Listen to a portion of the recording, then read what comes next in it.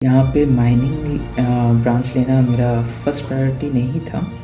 It was like an कि उस समय आईआईटी का भूत चढ़ा था। तो सक्सेस में कैसा पार्ट मानते हैं कि क्या यही आपका एम था या कुछ और ऊपर आपने सोच के रखा है? अभी मैं पीएसयू जॉब के लिए, गवर्नमेंट जॉब के लिए आई वाज नॉट एक्साइटेड। क्या चीज़ ने ऐसा मोटिवेट किया कि पिछले साल नहीं दिए थे तो इस साल आपको गेट देना चाहिए? ऑल इंडिया मॉक टेस्ट वो मैं बोलूँगा कि बहुत इंपॉर्टेंट है। मैं तो सारे ही दिया था। फॉर्मूला समझ के सिर्फ कर सकता हूँ देन आई थिंक कि कोई भी इंसान अगर थोड़ा सा अगर थ्योरी और समझ ले तो मुझसे काफ़ी अच्छा रैंक ला सकता है।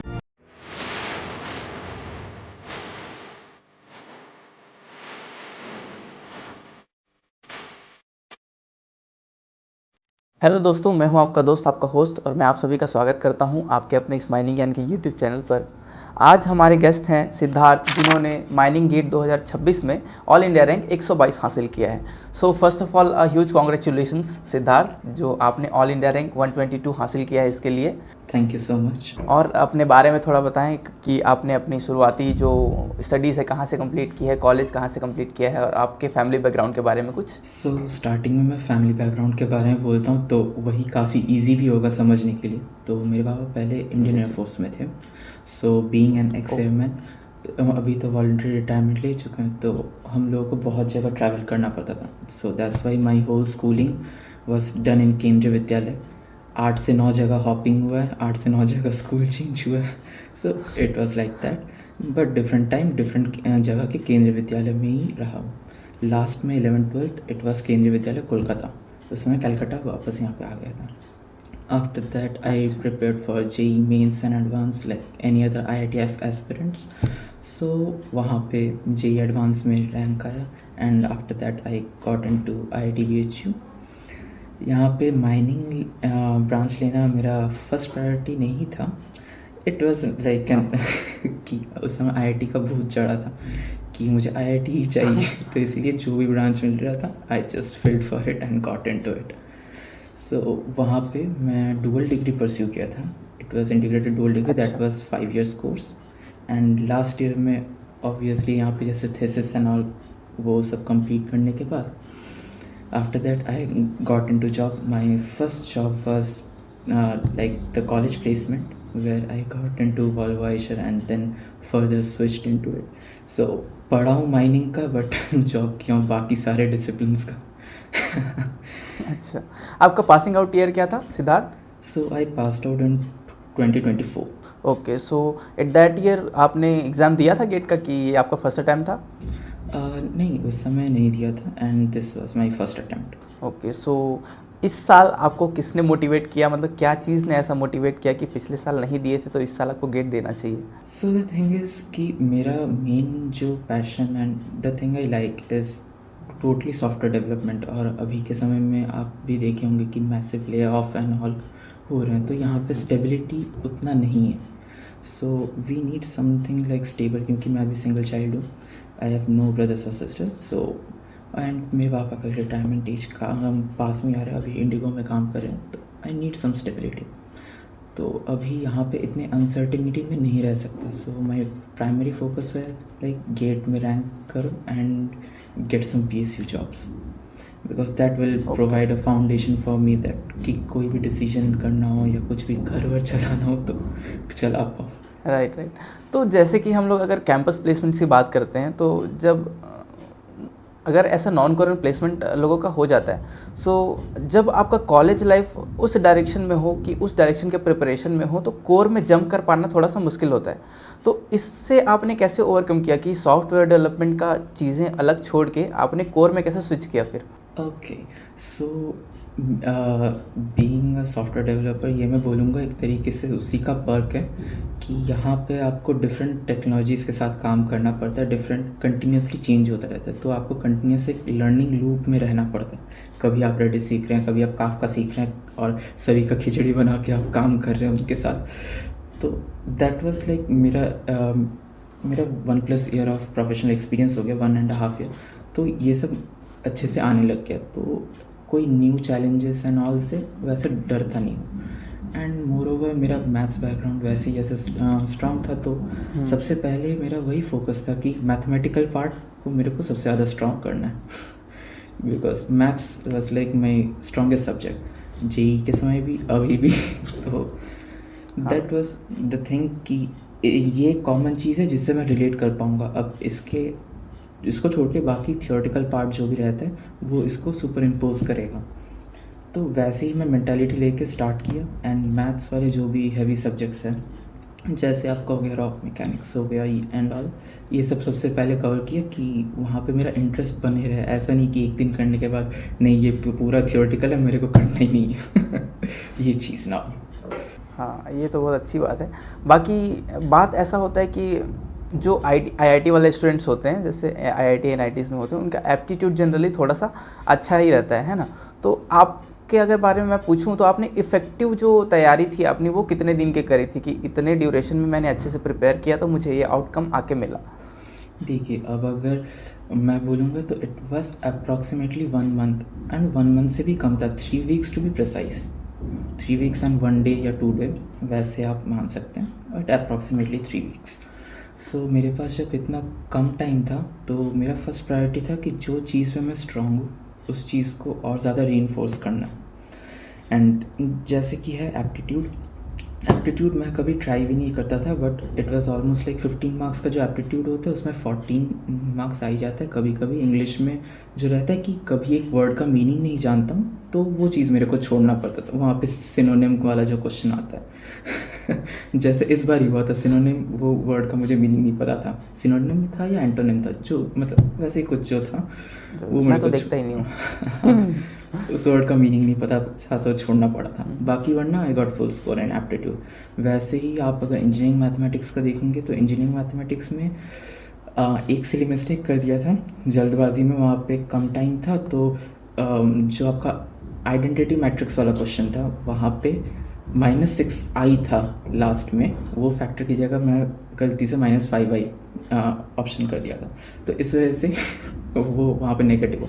बाकी वरना हर ऑलमोस्ट सारे इंजीनियरिंग मैथमेटिक्स के क्वेश्चन हो गए थे। एंड आफ्टर दैट जो भी न्यूमेरिकल टाइप्स के थे मैं वही फोकस किया था कि किसी भी तरीके से जो मैथ्स के वो नहीं छोड़ना। एंड इन दैट मेरा हाई प्रायोरिटी था कि एक्यूरेसी को मुझे हाई रखना है। द रीज़न बीइंग कि मैं जो मेरे क्वेश्चन सही हुए हैं उसे मैं नेगेटिव करके कम नहीं करना चाहता था, लेकिन मैं वहाँ पे भी रिस्क लिया, बट रिस्क इनमें लिया था वो था नेट्स जिनके नेगेटिव मार्किंग नहीं है।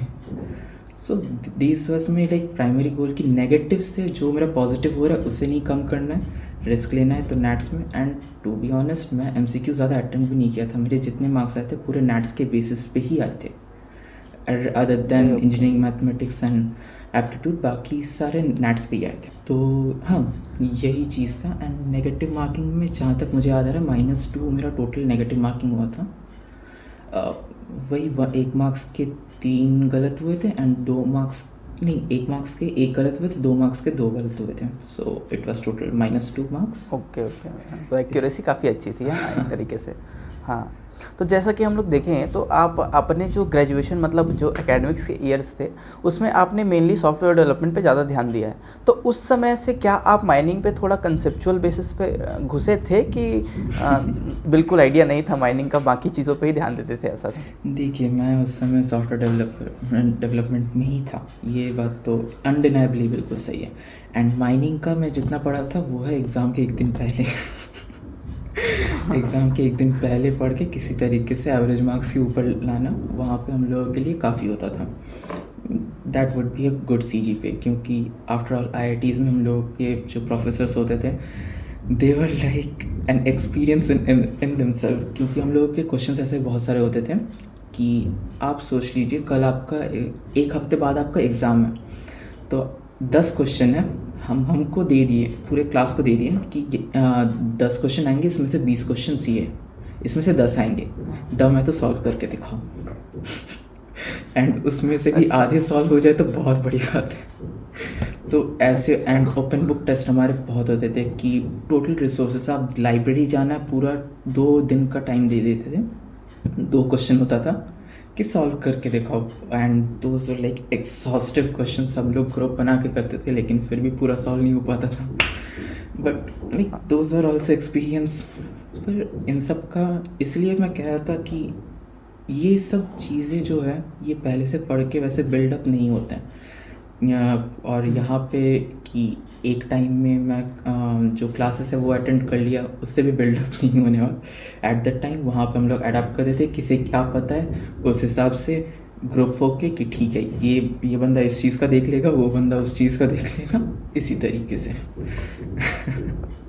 तो जैसा कि आपने बताया सिद्धार्थ कि आपके पिताजी जो थे वो डिफेंस बैकग्राउंड से आते हैं, सो डिफेंस में तो काफ़ी डिसिप्लिन रहता ही है ना? तो उनसे आपको क्या इंस्पिरेशन मिलती है आपके लाइफ में डिसिप्लिन लाने के लिए, जो कि आपकी प्रिपरेशन में हेल्प हुआ हो? देखिए डिफेंस में ऑब्वियसली काफ़ी डिसिप्लिन एंड काफ़ी स्ट्रिक्ट होते हैं, जो कि अभी भी है।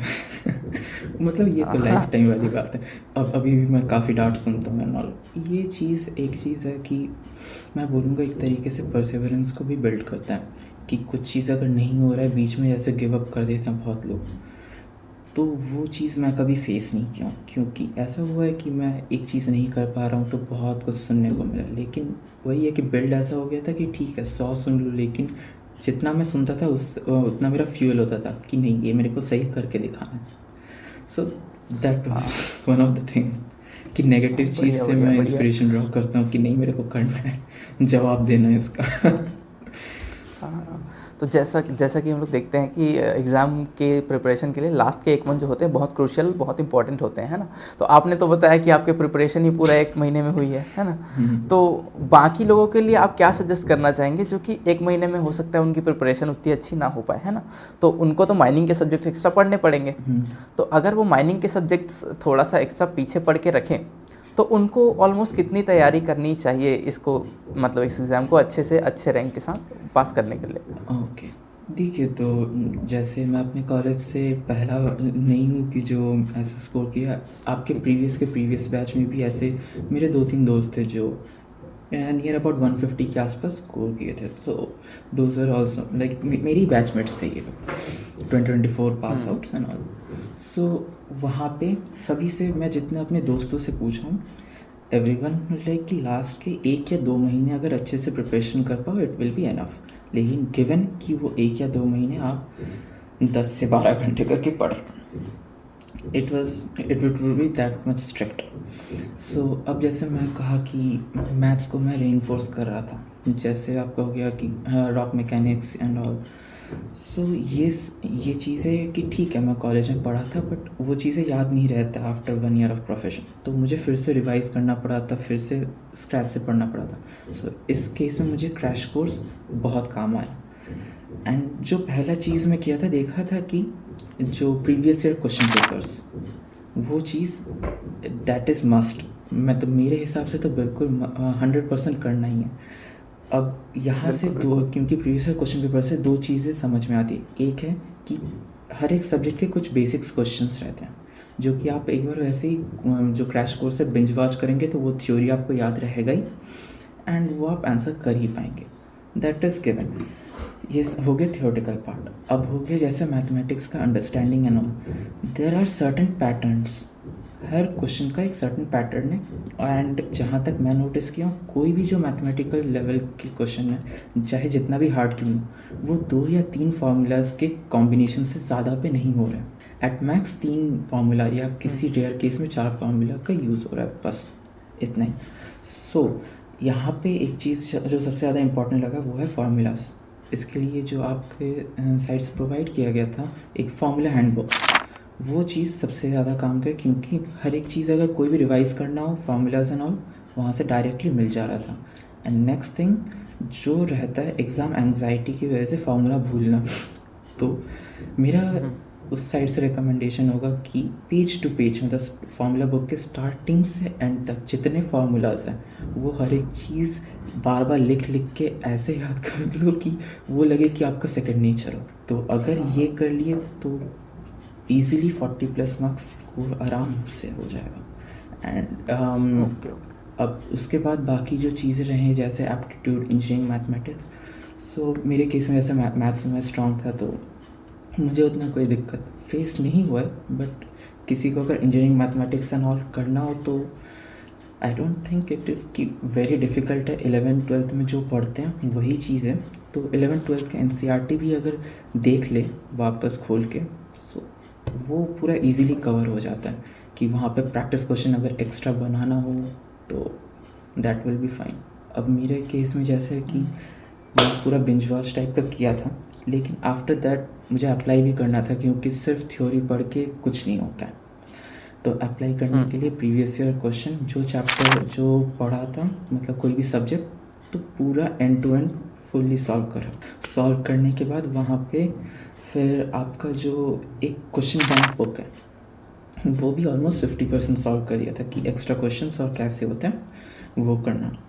तो वैसे करने के बाद मुझे आइडिया मिल गया कि कौन से मेरे स्ट्रेंथ है, कौन से मेरे वीकनेस है। एक बार वॉच करने के बाद पता चल गया। अब जो चीज़ मेरे को समझ में नहीं है वो पर्टिकुलर लेक्चर्स जो क्रैश कोर्स में है उसको फिर से रिवॉच करना, या फिर थोड़ा 2x स्पीड में एंड ऑल फिर से कवर अप करके बाकी पूरा जहाँ पे भी अटका था फिर से रिसॉल्व कर देना। एंड एट द एंड जो लास्ट एक हफ्ता बचा था, in that I would say कि फुल मॉक टेस्ट देना बहुत इंपॉर्टेंट है, क्योंकि वही आपका बिल्ड करता है कि टाइमिंग के साथ कि आप कितना परफॉर्म करें।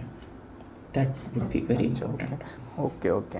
तो सिद्धार्थ, जैसा कि हम लोग देखते हैं कि बहुत सारी प्रिपरेशन में मिस्टेक्स हो जाती हैं बहुत सारे एस्पिरेंट से, तो आपने अपने एंड से क्या देखा जो कि रिलेटेबल हो सकता है दूसरे एस्पिरेंट से, जो कि उनको वो मिस्टेक्स अवॉइड करने चाहिए अपने प्रिपरेशन के दौरान? मिस्टेक्स यहाँ पे मैं उसको थोड़ा सा इंक्लूड कर ही दिया हूँ, बट फिर से मैं बोलूँगा जो सबसे इम्पॉर्टेंट जो मेरे तरफ से लगता है कि फार्मूला भूल जाना या फिर फार्मूला में गलत फैक्टर ऐड कर देना। जहाँ पे डिवाइडेड बाई 2 है, बहुत समय डिवाइडेड बाई 2 वहाँ पे करना लोग भूल जाते हैं एंड ऑल दैट। ये सबसे कॉमन मिस्टेक है जो कि मेरे जो फ्रेंड्स हैं जो अभी CIL NTPC एंड ऑल में, वो लोग मेरे को बोले थे कि ये चीज़ गलती से भी मत करना। तो इसीलिए वो हैंडबुक जो formula book, that was very important. And उसको पेज टू पेज पूरा मतलब स्टार्टिंग से एंड तक हर एक चीज़ उसका याद अगर रहे तो very good, it's a very huge thing, क्योंकि वो चीज़ एट द एंड गड़बड़ हो ही जाता है। अब फार्मूला याद करना मतलब मैं ये नहीं कहूँगा कि ब्लाइंडली आप याद कर ले, हर एक फैक्टर्स जो भी है वहाँ पे, जैसे कि रहता है कि एक जगह मैक्सिमम चार्ज रहता है, वहाँ पे गलती से कोई अब फार्मूला याद रखेगा तो ठीक है, वहाँ पे चार्ज है एट अ टाइम चार्ज नहीं, तो फिर एक क्वेश्चन भी था इस बार के गेट में, वहाँ पे मैक्सिमम चार्ज वहाँ पे देना था डिनोमिनेटर में, तो अब वहाँ पे कोई अगर टोटल चार्ज दे दे तो वो गलत हो जाएगा। तो ऐसी कंसेप्चुअल क्लैरिटी रहनी चाहिए, है ना? फार्मूला के रिलेटेड आर पार कंसेप्चुअल क्लैरिटी अगर रहे और फार्मूला अगर याद रहे, सो मुझे नहीं लग रहा कि इतना मार्क्स लाना कुछ हार्ड है। एंड अगर हाँ मैं वैसे कुछ सिली मिस्टेक्स अगर नहीं करता तो ऑब्वियसली 50 के आसपास चले जाता, बट ठीक है, होता रहता, पार्ट ऑफ लाइफ। हाँ, that is part of the exam. हाँ, तो वही बात है। बाकी जब हम लोग देखें तो 3 घंटे का जो एग्ज़ाम होता है, तो उन 3 घंटे में कैसे टाइम को आपने मैनेज किया कि 20 दिन के जो आपने स्टडी की थी उसको आप प्रॉपरली अच्छे तरीके से यूटिलाइज़ कर पाए? ओके, वैसे देखिए मैं जनरली एग्ज़ाम से जो एग्ज़ाम फियर जो जनरली होता है एंड इन सब से मुझे बिल्कुल फ़र्क नहीं पड़ता। मैं गया था वहाँ पे, जाने के बाद मैं सो गया था एग्ज़ाम देने से पहले। फिर वहाँ पे जो इन्विजिलेटर है वो 5 मिनट आके मेरे को जगा के बोले भाई तुम्हारा एग्ज़ाम शुरू होने वाला है। तो मैं उस समय लॉग इन करके किया एंड आफ्टर दैट सबसे पहले वही था कि जस्ट नींद से उठा, तो पहले मैं डायरेक्टली जंप नहीं करना चाहता था एप्टीट्यूड पे, तो वहाँ पे माइनिंग के जो भी क्वेश्चन है पहले थोड़ा बहुत जो इंजीनियरिंग मैथमेटिक्स के क्वेश्चन है वो सब निकाल लिए कि अच्छा ये है, तो उनको एक एक करके सॉल्व करने लग गया। फिर इंजीनियरिंग मैथमेटिक्स जैसे हो गया, फिर वहाँ पे एप्टीट्यूड, क्योंकि एप्टीट्यूड में ऐसा रहता है कि अब आपका माइंड अगर 100% अलर्ट ना हो, एक वर्ड भी अगर छूट जाए तो गलत होने का चांस है, तो इसी वजह से मैं डायरेक्टली एप्टीट्यूड पे जंप नहीं किया था। और इंजीनियरिंग मैथमेटिक्स करने के बाद फिर मैं एप्टीट्यूड किया था एंड आफ्टर दैट फिर मैं माइनिंग के क्वेश्चन पे आ गया था। माइनिंग के क्वेश्चन में सबसे पहले मैं नैट्स को टारगेट किया था, क्योंकि वहाँ पे मैं रिस्क ले सकता था, नेगेटिव मार्क्स नहीं है, 0 है। तो वहाँ पे कुछ क्वेश्चन है जहाँ पे थोड़ा सा भी लग रहा था कि शायद नहीं हो, शायद हो सकता है 0, अच्छा हुआ तो 2 मिलेगा या फिर 0 मिलेगा, कोई फ़र्क नहीं पड़ता, ट्राई। और फिर उसके बाद जब मैं एमसीक्यू कर रहा था जिसमें 100% श्योर नहीं था, वो बिल्कुल भी मार्क नहीं कर रहा था, जिसकी वजह से 2 क्वेश्चन सही हो सकते थे, छूटा उससे। But I am not like कि ये क्यों नहीं किया, वो क्यों नहीं किया, हो नहीं। सकता था। एक्यूरेसी मुझे हाई रखना था, एमसीक्यूज़ में हाई रखा, that is well and good for me. तो आपकी प्रिपरेशन के दौरान सिद्धार्थ, माइनिंग ज्ञान ने आपका किस तरीके से हेल्प किया? और जो मॉक टेस्ट होते हैं वो भी काफ़ी इंपॉर्टेंट होते हैं एग्जाम के पहले देना, तो माइनिंग ज्ञान के मॉक टेस्ट को आप किस तरीके से देखते हैं और माइनिंग ज्ञान को किस तरीके से देखते हैं आपके प्रिपरेशन जर्नी में? माइनिंग ज्ञान, देखिए जैसे कि मैं माइनिंग ज्ञान का ये जो कोर्स था रिकॉर्डेड एंड बुक्स में लिया था, तो आई वुड से कि रिकॉर्डेड वाले में प्रीवियस ईयर के आपके जो भी बैचेस थे उसके रिकॉर्डिंग्स थे, बट उतना मेरे पास टाइम नहीं था तो वो नहीं देख पाया।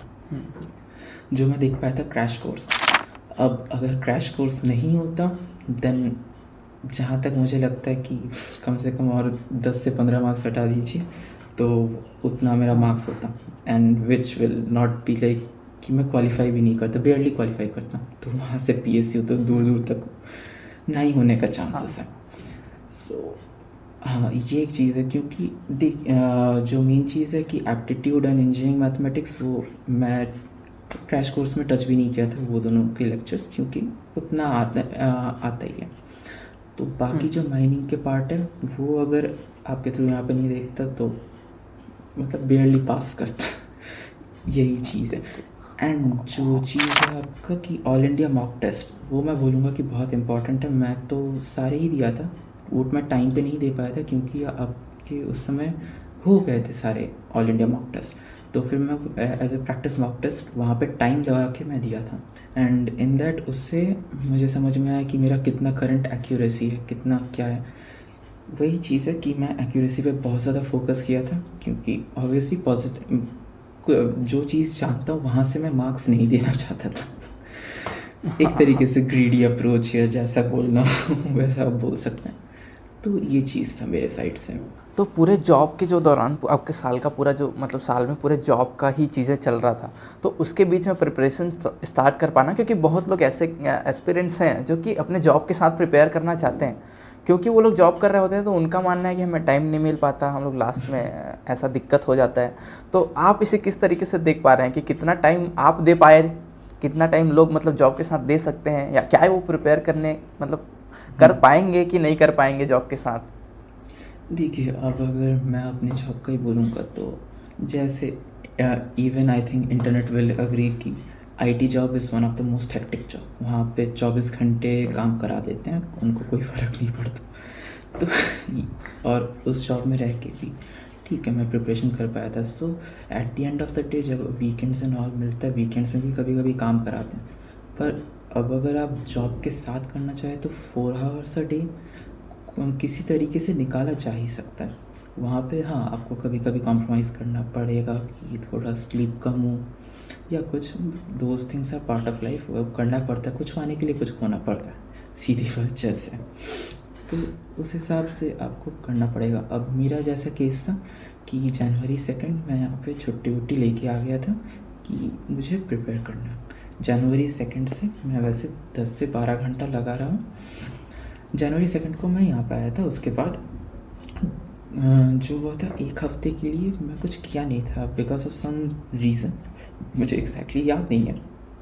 उसके बाद मैं प्रिपेयर करना शुरू किया था, तो इट वाज हाँ आप मान लीजिए जनवरी नियर अबाउट 10 के आसपास मैं प्रिपरेशन अपना शुरू किया था। उससे पहले मैं एसडी का ही देख रहा था क्योंकि दूसरे जो जॉब्स एंड इंटरव्यूज़ हैं वो सब आ रहे थे थोड़े बहुत, तो उस समय मैं प्रिपरेशन नहीं किया था। फिर 10 से करना शुरू किया क्योंकि मेरे पास छुट्टी था, मेरे पास दूसरा ऑप्शंस भी हैंड में, तो मैं उस समय फुल ब्रेक लेके फुल्ली इसके ऊपर डेडिकेटेड होकर कर रहा था। तो मेरा सिचुएशन थोड़ा डिफरेंट रहा, बट हाँ मेरे जो दोस्त हैं, ऐसे बहुत सारे दोस्त हैं।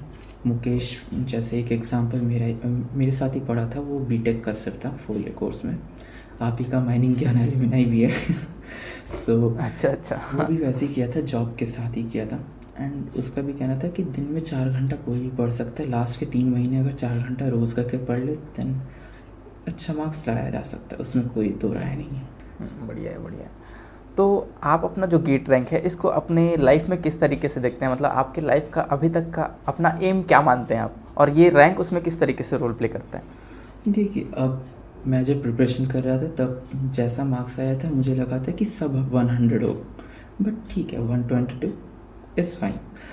तो अब जैसे इसको किस तरीके से देखता हूँ, इसको मतलब कि आप इसको सक्सेस में कैसा पार्ट मानते हैं, कि क्या यही आपका एम था या कुछ और ऊपर आपने सोच के रखा है? देखिए, मेरा वैसा कोई एम नहीं था कि एक एक्सेप्शनली हाई रैंक करना है या कुछ, वो नहीं था, क्योंकि एक महीने लास्ट में पढ़ के दैट इज़ अनरियलिस्टिक। मैं सोच के रखा था सब 100, वो नहीं हुआ, that is a different thing. But जैसा है इसमें अगर CIL के वैकेंसीज निकले तो ऑब्वियसली मुझे लग रहा है कि हो जाएगा। हाँ बिल्कुल। तो आफ्टर दैट कि मैं पहले ही कहा कि स्टेबिलिटी एक बड़ा पार्ट प्ले करता है, तो PSUs अगर मिले तो आई वुड बी स्टेबल।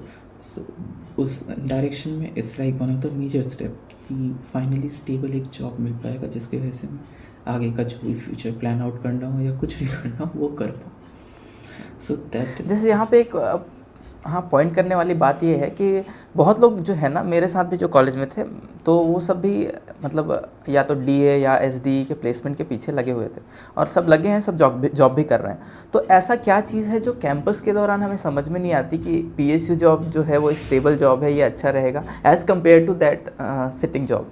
देखिए, अब अगर मेरे मतलब मैं जो बैच से निकला हूँ, अब मेरे बैच के 2-3 साल पहले अगर आप देखेंगे तो उस समय किसी को आप अगर हमारे कॉलेज से बोलेंगे PSU job is most stable and all, सभी अग्री करेंगे, लेकिन कोई जाना चाहेगा? बिल्कुल नहीं। मैं ही अपने टाइम में जब था वहाँ पे भी मैं PSU जॉब के लिए, गवर्नमेंट जॉब के लिए आई वॉज नॉट एक्साइटेड, मुझे जाना था SD।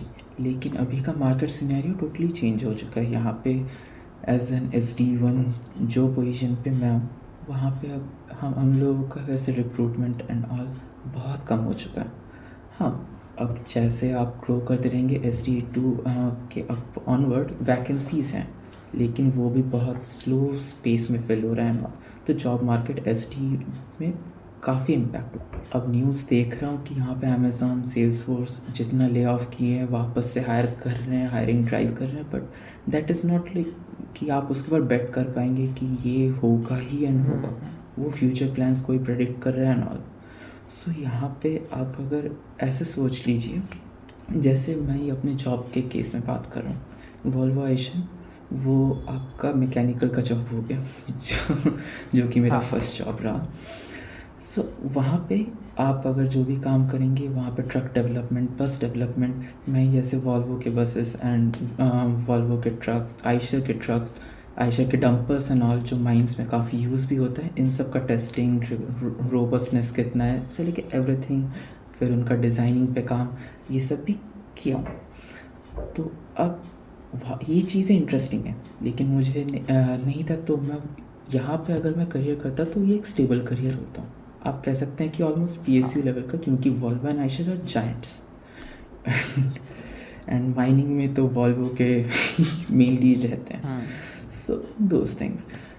अब यहाँ से छोड़ के मेरा जो पैशन था कि फॉलो करना सॉफ्टवेयर डेवलपमेंट, मैं वहाँ पे स्विच किया। तो अब मैं बहुत ही अर्ली फेज स्टार्टअप पे स्विच किया था। वहाँ पे दिन में 14 से 12 घंटा काम करना is normal thing, and weekends पे भी काम करना 12 घंटा, सैटरडे संडे को भूल जाना, ये चीज़ हमारे लिए नॉर्मल हो गया था। वैसे आप अगर देखेंगे तो ये एक तरीके से सस्टेनेबल नहीं है कि ऐसे आप कंटिन्यूसली विदाउट वीकेंड्स भी काम करते रहे। This is not a sustainable thing. तो वहाँ पे मेंटल एग्जॉशन, थोड़ा सा मेंटल एग्जॉशन एंड फटीग आ ही जाएगा आपको एज अ न्यू डेवलपर। बिल्कुल बिल्कुल। एंड पहले जॉब मार्केट इतना ख़राब नहीं था, तो आपका वर्क लाइफ बैलेंस थोड़ा बहुत रहता था, लेकिन अभी के हिसाब से आप नारायण मूर्ति एंड ऑल की स्पीचेस भी से सुने होंगे, तो that is like totally outrageous. So कुछ कह नहीं सकते वैसे में। अब वहाँ से मैं दूसरे में स्विच किया था, वो था ज़ुपी मेरा ज्वाइन होने से पहले ही नरेंद्र मोदी मतलब BJP गवर्नमेंट में जैसे वो किया कि RMG गेम बैन वहाँ पे हुआ था, तो इसकी वजह से मैंने ज्वाइन करने से पहले वो पार्ट चला गया। लेकिन अच्छा भी हुआ कि ज्वाइन करने से पहले। तो 1.5 मंथ के अंदर मैं दूसरा एक स्टार्टअप ज्वाइन कर लिया, गैलेक्सी आई। तो वहाँ पे काम कर जूपी रहा वो था। क्या लूडो वाला वही था क्या? जूपी गेम। यस हाँ। यस वही, अच्छा अच्छा। वहाँ पे ही मेरा आया था अपॉइंटमेंट। तो ज्वाइन करने से पहले RMG बैन जो हुआ था, तो उसकी वजह से अफेक्टेड हुआ। ठीक है, फिर दूसरा कंपनी उसमें काम किया, वहाँ पे भी लाइक हेडेक एंड ऑल। पहले दिन जाते ही आपको वहाँ पे एक सर्विस है, उसका फुल आपको ओनरशिप, आपको पता भी नहीं है कि प्रोडक्ट क्या काम करता है, कैसे काम करता है, उसके आसपास क्या है, कह रहे फुल ओनरशिप। आप उसी सर्विस के साथ डूबोगे या फिर बचे रहोगे, वैसा वाला। तो ये ऐसी चीज़ें बहुत हेक्टिक हो जाते हैं, बट ठीक है, यही पार्ट है। ठीक है, फिर मतलब वही मेरा भी ऐसा रहता है कि जब आप काम करें तो आप अपने लाइफ में जब टाइम नहीं दे पाएँ तो काम करना वर्थ इट नहीं लगता, है ना? तो थोड़ा सा एग्जैक्टली। लाइफ वर्क बैलेंस रहना ज़रूरी है ना? तो जब आपका रैंक आया तो घर वालों का कैसा रिएक्शन था? मतलब क्या वो खुश थे, माता पिता जो भी आपके घर में है, क्या वो खुश थे, अच्छे मूड में थे?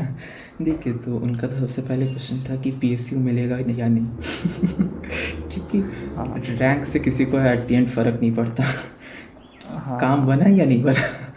तो मैं वही कहा कि हाँ हाँ, CIL मतलब जो PSUs हैं, मोस्ट प्रोबेबली अगर वैकेंसी निकला तो हो जाएगा। तो दे आर लाइक कि हाँ हाँ, चलो अच्छी बात है।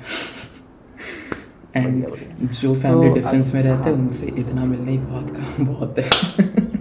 हाँ हाँ हाँ, सही बोल रहे हैं। तो अगर आप ऐसा कुछ एडिशनल एडवाइस देना चाहें जो फ्यूचर एस्पिरेंट्स आ रहे हैं हमारे पास, मतलब जो कि आगे के लिए तैयारी करेंगे, कुछ एडिशनल एडवाइस?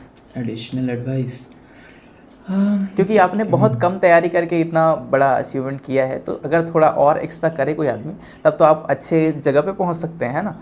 तो आपने जितना किया उस पोर्शन में ही लोगों को ज़्यादा मेहनत लगता है। जैसे मैथ्स और एप्टीट्यूड का जो है ना, बहुत लोगों का अच्छा नहीं रहता है। वो लोग 4 साल अपना अकेडमिक्स अच्छा करते हैं, माइनिंग में अच्छा पढ़ाई करके माइनिंग का पोर्शन काफ़ी स्ट्रॉन्ग कर लेते हैं, लेकिन फिर भी बाकी जो नॉन टेक्निकल पार्ट्स है ना, उसमें उनको थोड़ा सा दिक्कत होता है, जिसके वजह से उनका रैंक थोड़ा नीचे आ जाता है। तो उस पोर्शन में आप क्या एडवाइस देना चाहेंगे, मेनली फोकस्ड ऑन मैथमेटिक्स और एप्टीट्यूड पोर्शन? अच्छा, मैथ्स एंड एप्टीट्यूड में अगर मैं करने के लिए बोलूँ कि हाँ, यहाँ पे कुछ लोगों के लिए काफ़ी डिफ़िकल्ट रहता है, आई विल अग्री। क्योंकि मेरे भी ऐसे मतलब सभी IIT के दोस्त वैसे नहीं, मेरे स्कूल के भी हैं, तो सम फेस डिफ़िकल्टीज़। लेकिन यहाँ पे एक चीज़ है कि आप अगर हर एक चीज़ डायग्रामेटिकली सोचेंगे तो एप्टीट्यूड में बहुत हेल्प होता है। कोई भी क्वेश्चन अगर एप्टीट्यूड का हो, सबसे पहले आप डायग्राम, कोई भी चीज़ का डायग्राम अगर आप दिमाग में बना लें, that will be much easier to solve. And engineering mathematics का मैं बोलूँगा कि मैथमेटिक्स से आप जब तक डरेंगे तब तक आपको लगेगा कि मैथ्स ये मुझसे नहीं होगा, ये मुझसे नहीं होगा।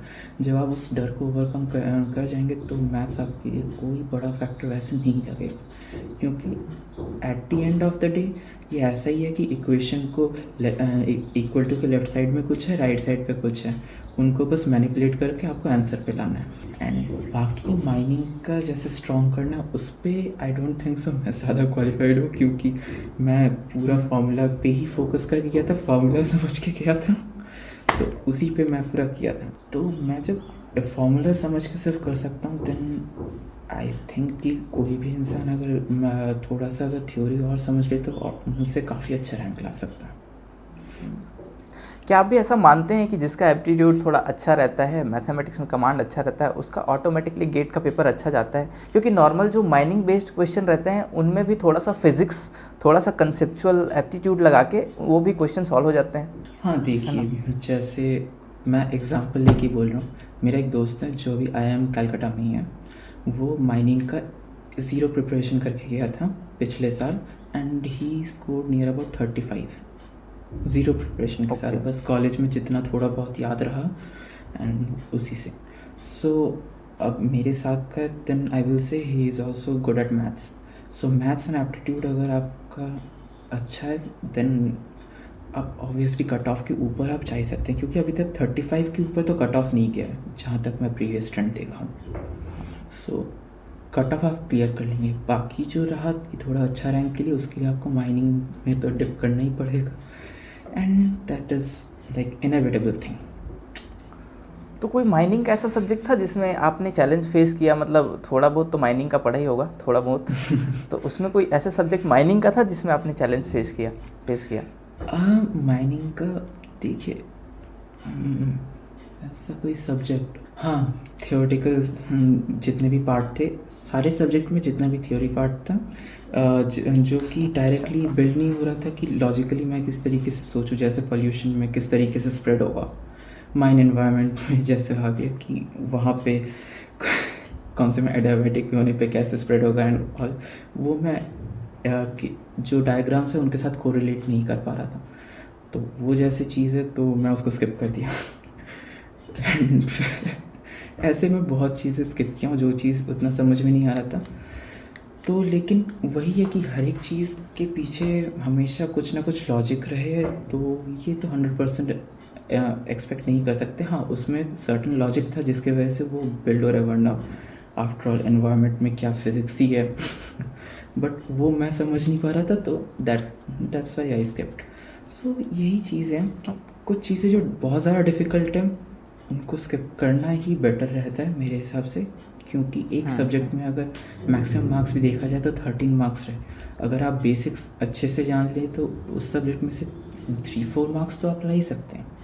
बाकी अब अगर एडवांस वाले जो 1-2 क्वेश्चन 4 या 5 मार्क्स के वो अगर आप छोड़ दें तो you are not missing out something major. So मेरा यही रहेगा कि बेसिक्स जो है वो आप क्लियर कर ले तो बेसिक्स से काफ़ी क्वेश्चन सॉल्व है। क्या आपने जैसा, मतलब अगर आपने लंबा प्रिपरेशन नहीं किया है तो कैलकुलेटर का यूज़ भी थोड़ा लिमिटेड टाइम के लिए ही किया होगा? तो जो वर्चुअल कैलकुलेटर होता है और साइंटिफिक कैलकुलेटर जो हम लोग हाथ में यूज़ करते हैं वो दोनों में काफ़ी डिफरेंसेस होते हैं, है ना? तो क्या इसमें आपने कुछ थोड़ी बहुत प्रॉब्लम फेस की? देखिए, तो ये चीज़ जैसे है कि मेरा एक चीज़ रहता है कि जब भी मैं कुछ सॉल्व करूँगा तो उस एनवायरनमेंट में ही सॉल्व करना पसंद करता हूँ, तो इसी वजह से बहुत सारे ऐसे आप देखेंगे कि मतलब अगर लॉग रहेगा तो वैसे ज़ीरो सबमिशन में मैं कुछ जो चैप्टर्स के रहते हैं वो मैं सबमिट किया था। रीज़न बीइंग कि मैं यहाँ पे बैठ के सॉल्व कर रहा था, PYQ सॉल्व कर रहा था, लेकिन मुझे कैलकुलेटर यूज़ करना था जो कि वहाँ पे देते हैं, तो चैप्टर वाइज वहाँ पे 2 अटैम्प्ट रहते ही हैं नॉर्मल प्रैक्टिस के लिए, तो मैं वहाँ पे वो खोल के ज़ीरो सबमिशन पे ही किया, लेकिन वही कैलकुलेटर में यूज़ किया था, क्योंकि बहुत प्रॉब्लम हो जाता है वरना जब रियल एग्ज़ाम के सिनेरियो पे हो। चलो बढ़िया। ठीक है सिद्धार्थ, आपसे बात करके बहुत अच्छा लगा, बहुत अच्छे आदमी लगे आप है ना? तो हम आपके फ्यूचर के लिए ऑल द बेस्ट, आपका फ्यूचर बहुत ब्राइट हो और आपको ह्यूज कॉन्ग्रेचुलेशंस अगेन आपके ऑल इंडिया रैंक 122 के लिए। Much, thank you so much. Thank you.